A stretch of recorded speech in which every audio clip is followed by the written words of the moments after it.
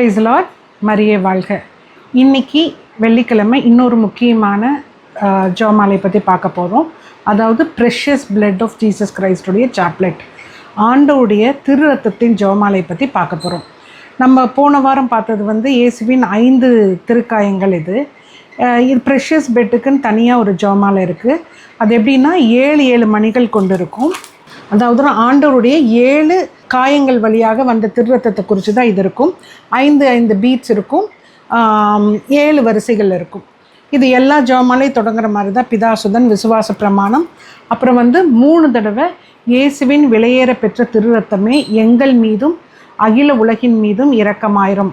இயேசுவின் விலையேற பெற்ற திருரத்தமே எங்கள் மீதும் அகில உலகின் மீதும் இரக்கமாயிரும். இயேசுவின் விலையேற பெற்ற திருரத்தமே எங்கள் மீதும் அகில உலகின் மீதும் இரக்கமாயிரம் சொல்லிட்டு முத்தி கொடுத்துட்டு இந்த ஜெபமாலையை தொடங்கணும். இது பயங்கர வல்லமையான ஜெபமாலை. சிகப்பு கலரில் இருக்குது, ரெட் கலரில் இருக்குது. ஏன்னா ஆண்டவருடைய திருரத்தத்தை குறிக்கிறது. அதுக்கப்புறம் பார்த்திங்கன்னா அதே ஜெபமாலை நம்ம என்னென்ன 7 திருக்காயங்களை பார்க்க போகிறோமோ அதே ஃபோட்டோ வடிவில், அதாவது 7 திருக்காயங்கள் ஃபோட்டோ வடிவில் கொடுத்துருக்காங்க. அடுத்தது பார்த்திங்கன்னா இன்னொரு ஜெபமாலையும் இருக்குது. அது எப்படின்னா 5 வரிசைகள் கொண்டது, ஆனால் ஒரு வரிசையில் 12 மணிகள் இருக்குது. இது என்னென்னா ஆண்டவருடைய 5 காயங்களை குறித்து, ஆண்டவருடைய 5 காயங்களை குறித்து 12 முறை இயேசுவின் விலையேற பெற்ற திருரத்தமே எங்கள் மீதும் எங்கள் குடும்பத்தார் மீதும் அகில உலகின் மீதும் இரக்கமாயிடணும் சொல்லணும். அது இந்த மாதிரி வித்தியாசமான இது ஒரு ஜெபமாலை. இப்படி இருக்கும், ஆண்டவருடைய அழகிய திருமுகத்தோடு இப்படி மாதிரி இருக்கும். இது சாப்லெட்டில் போடுவோம். இப்போது இந்த ஜெபமாலையை பற்றி பார்ப்போம். அதாவது ஆண்டவருடைய திருக்காயங்கள் 7 திருக்காயங்கள் என்னென்னு தெரியுமா? நம்ம எல்லாத்துக்குமே 5 திருக்காயங்கள் தான் தெரியும். அதாவது 2 கால் 2 கை திருவிழா, அதுதான் நம்மளுக்கு தெரியும். ஆனால் ஆண்டவர் எந்தெந்த வகையெல்லாம் திருரத்தம் சிந்தினாரோ அதை குறித்து தான் தியானிக்க போகிறோம். ஒன்று, சேசு பிறந்து 8 நாளுக்கு அப்புறம் கோயிலில் காணிக்க ஒப்பு கொடுக்கும் போது விருத்த சேதனம்னு ஒன்று செய்வாங்க, யூத வழக்கப்படி. அது செஞ்சாங்க. அப்போ தான் ஆண்டவர் முதல்ல ஆண்டவருடைய திருரத்தம் வெளியே வந்தது. அதுக்கு அழகான அந்த இன்னசென்ட் ஒரு குழந்தையாக இருக்கும் போதே விருத்த சேதனத்தின் வழியாக தான் முதல்ல இயேசு திருரத்தம் செஞ்சார், திருரத்தம் சிந்தினார். அதை குறித்து ஒரு அழகான ஒரு ஜெபம்.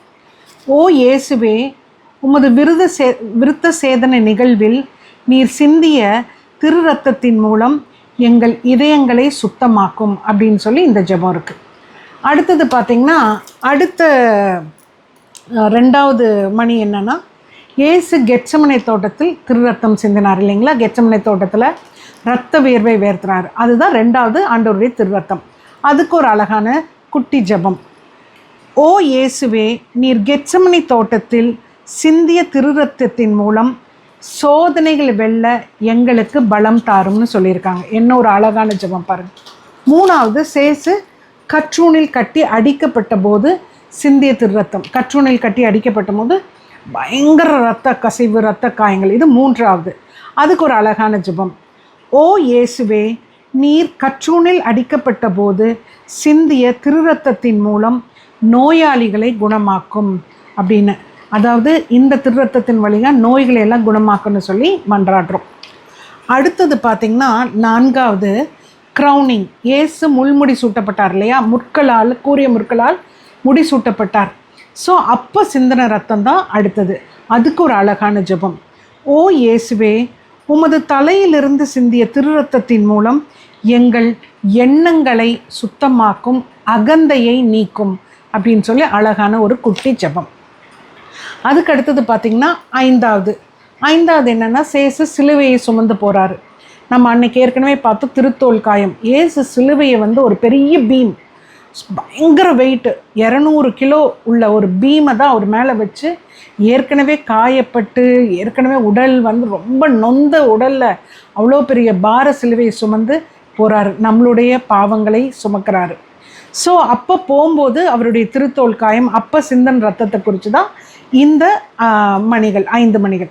அது என்னன்னா, ஓ இயேசுவே, நீர் சிலுவையை சுமந்தபோது சிந்திய திருரத்தத்தின் மூலம் எங்கள் சிலுவைகளை, பாடுகளை தாங்க எங்களுக்கு உதவி செய்யும்னு சொல்லி தான் இந்த ஜெபம்.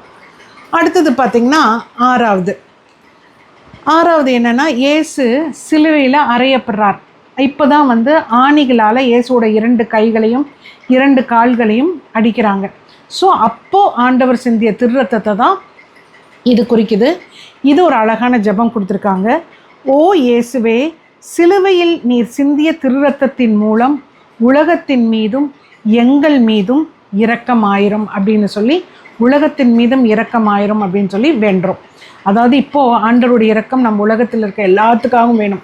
நமக்காக மட்டும் இல்லை, நம்ம குடும்பத்துக்காக மட்டும் இல்லை, உலக மக்கள் அனைவருக்காகவும் வேணுங்கிறதுக்கு தான் இது ஒப்பு கொடுக்குறாங்க.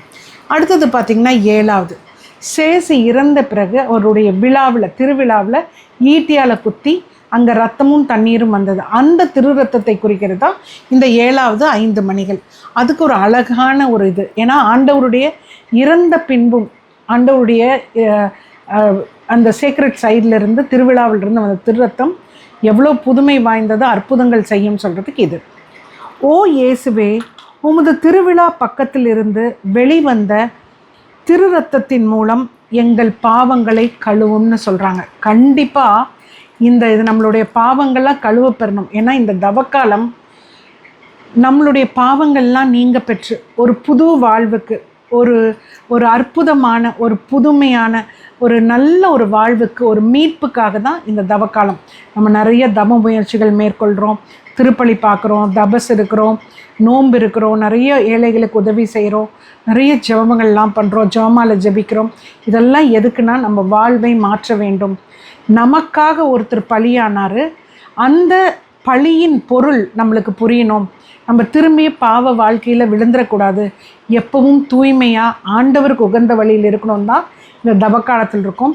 அதற்கு இந்த ஜெபமாலை பயங்கர வல்லமையான ஜெபமாலை. ஏன்னா ஆண்டவருடைய திரு ரத்தத்துக்கு மேலே, ஒரு விலையேற பெற்ற ரத்தத்துக்கு மேலே ஒரு பெரிய ஒரு குணமளிக்கும் வல்லமையோ இல்லை வந்து புதுமைகள் செய்கிறதோ வேறு எதுலையும் இல்லை. அந்த வல்லமை ஆண்டவருடைய விலையேற பெற்ற ரத்தத்துக்கு உண்டு. அவருடைய திருரத்தம் நம்மளை கழுவி சுத்தப்படுத்தி குணமாக்கி நம்ம உடலில் நிறைய வியாதிகள், கவலைகள், கண்ணீர், கஷ்டங்கள் எல்லாத்தையும் சரி பண்ணக்கூடிய வல்லமை இயேசுவின் இந்த திருரத்த ஜெபமாலைக்கு உண்டு.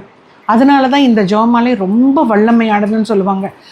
அதாவது வாரத்தில் ஒரு தடவையாவது இந்த ஜெபமாலையை ஜெபிக்கும்போது ஆண்டவருடைய பாடுகளில் நம்ம பங்கெடுத்து அவருடைய திருரத்தத்தின் மூலம் கழுவப்படுவோம்மா.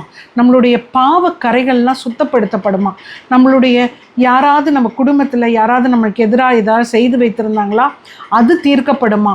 நம்மளே வந்து சில கர்சஸ், சாபங்களை நம்மளுக்கு தெரியாமல இருக்குள்ள, அதையெல்லாம் வந்து சரிப்படுத்தக்கூடிய வல்லமை இந்த இயேசுவின் திருரத்தத்துக்கு இருக்கா. ஏன்னா ஒவ்வொரு காயங்களை நம்ம தனித்தனியாக தியானிக்கிறோம். திருத்தோல் காயத்துக்கு அவ்வளோ வல்லமை. அப்படி ஒவ்வொரு காயங்களை தியானிக்கும் போது இது 7 ஆண்டவருடைய உடலிலிருந்து வந்த 7 திருக்காயங்களையும் தியானிக்கும் போது எவ்வளோ வல்லமை இருக்கும். ஏன்னா இந்த திருஜெபமாலையை ஜெபிக்கும் போது 15 ப்ராமிசஸ் கொடுத்துருக்காங்க, வாக்குறுதிகள் கொடுத்துருக்காரு இயேசு ஆண்டவர். யாரெல்லாம் இந்த ஜெபமாலை தியானிக்கிறீங்களோ, சொல்கிறீங்களோ, அவங்களுக்கு குடும்பத்தில் கஷ்டங்கள் இருந்து நான் தீர்க்கிறேன், அவங்களுடைய சுமைகளை சுலபமாக தீர்க்க நான் உதவி செய்கிறேன், அப்புறம் வந்து சாபங்கள், கட்டுக்கள் இருந்தால் விடுவிக்கிறேன், அவர்களுடைய பிள்ளைகளை வந்து நான் குணமாக்குறேன், நோய்களை சரிப்படுத்துகிறேன், தீய வழிகளிலிருந்து காப்பாற்றுறேன்னு சொல்லி 15 வாக்குறுதிகள் கொடுத்துருக்காங்க. அவ்வளோ வல்லமையானது தான் இந்த இயேசுவின் 7 திருரத்தத்தின் ஜெபமாலை. ஸோ நம்ம ஒவ்வொருமே நமக்காக இந்த பாவங்களிலிருந்து மீட்படைவதற்காக, உலக மக்கள் பாவங்கள்லேருந்து கழுவுறதுக்காக தான் ஆண்டருடைய திருரத்தம். இன்றைக்கு இந்த திருரத்தம் இல்லைன்னா நம்ம யாருமே இல்லை. ஏன்னா ஆண்டருடைய விலையேற பெற்ற ரத்தம் மிக வல்லமையானது, மிக மிக புனிதமானது. ஏபி பாசிட்டிவ், அதுவும் வந்து அதுலேயே பாசிட்டிவ், அவ்வளோ வல்லமையானது. எது கேட்டாலும் கொடுக்கக்கூடியது. ஏன்னா தன் உயிரே கொடுத்த அன்பு, ஒரு சடவு கிடையாது, ஒரு கோபம் கிடையாது, ஒருத்தரையும் திருப்பி தீர்ப்பிடலை, எல்லாத்தையும் ஏற்றுக்கொண்டார் நம்மை மீட்டெடுப்பதற்காக. அதனால் இந்த ஜெபம் பயங்கர வல்லமையானது. இது எப்படி சொல்லணும் அப்படிங்கிறத நான் டிஸ்கிரிப்ஷனில் போட்டுறேன். இந்த 7 தொடக்கத்தில் மட்டும் ஒவ்வொரு, அதாவது விருத்த சேதனம், கெச்சமனை தோட்டத்தில், கட்டூனில், முள்முடி, இப்படியே லைனாக வந்து அந்த தொடக்கத்தில் சொல்லிவிட்டு கடைசியாக இந்த ஜெபம், ஒரு சின்ன ஜெபம் இருக்குது, அதை போடணும்.